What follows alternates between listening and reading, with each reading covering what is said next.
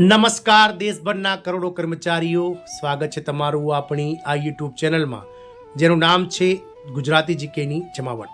તો દેશભરના કરોડો કર્મચારીઓ આનંદો, કારણ કે સરકાર દ્વારા જે નિવૃત્તિ વય મર્યાદા હાલમાં કેન્દ્ર સરકારમાં 60 વર્ષ ચાલી રહી છે તેની જગ્યાએ હવે આટલા વર્ષો જે છે તે વધારી દેવામાં આવી છે। ગતરોજ સુપ્રીમ કોર્ટે કર્મચારીઓને રાહત આપતા સમાચાર આપ્યા હતા, જેમાં નિવૃત્તિ વય મર્યાદામાં વધારો કરવાને લઈને એક ઐતિહાસિક ચુકાદો બહાર પાડવામાં આવ્યો છે। જાણીશું આજના વિડીયોમાં વિગતવાર કે દેશભરના કરોડો કર્મચારીઓ માટે ફાયદાકારક આ જે છે તે નિવૃત્તિ વય મર્યાદાના સમાચાર શું છે તેને લઈ અને આજના વિડીયોમાં આપણે વિગતવાર ચર્ચા કરીએ।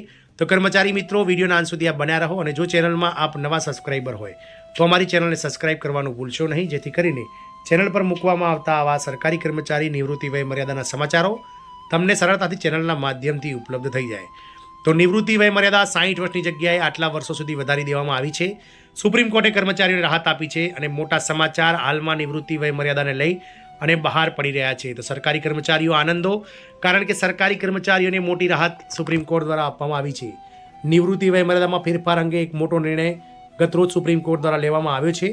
જ્યારે પહેલા મોટાભાગના સરકારી વિભાગોમાં નિવૃત્તિ વય મર્યાદા 60 વર્ષ નક્કી કરવામાં આવી હતી, હવે તેને વધારવા પર વિચાર કરવામાં આવી રહ્યો છે। તાજેતરના કોર્ટના ચુકાદામાં કહેવામાં આવ્યું છે કે વય મર્યાદા ફક્ત ઉંમરના આધારે નહીં, પરંતુ કર્મચારીઓના સ્વાસ્થ્ય અને કાર્યક્ષમતાના આધારે નક્કી થવી જોઈએ।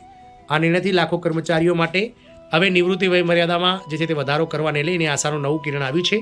ખાસ કરીને જેઓ હજુ પણ સેવામાં રહેવા અને પોતાના અનુભવ માટે અને લાયકાત સાથે દેશની સેવા ચાલુ રાખવા માંગે છે તેવા કર્મચારીઓ માટે જે છે તે આશાસ્પદ સમાચાર છે। જો આ નિર્ણય અમલમાં મૂકવામાં આવે તો આ નવો નિયમ ભારતના રોજગાર માળખામાં એક ઐતિહાસિક સુધારો સાબિત થઈ શકે છે।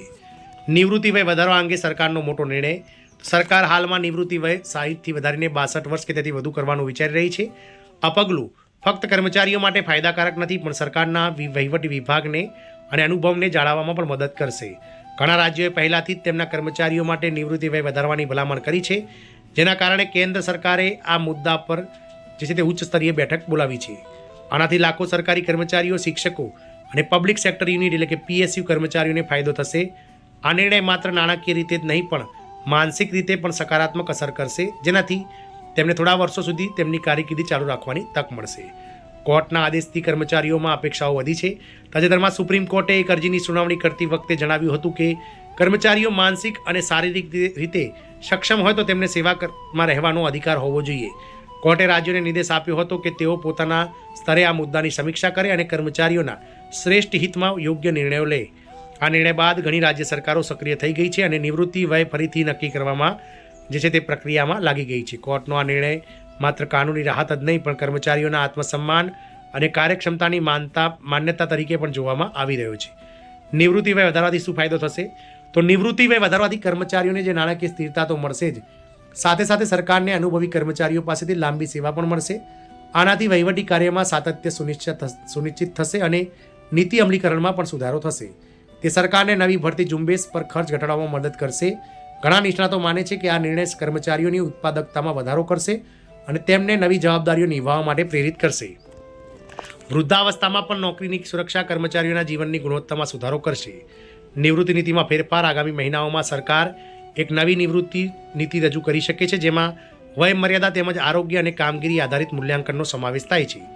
આ નીતિ હેઠળ સરકારી કર્મચારીઓ સેવામાં ચાલુ રહી શકે છે કે કેમ તે નક્કી કરવા માટે દર 3 વર્ષે તબીબી અને કામગીરી અહેવાલોની સમીક્ષા કરવામાં આવશે।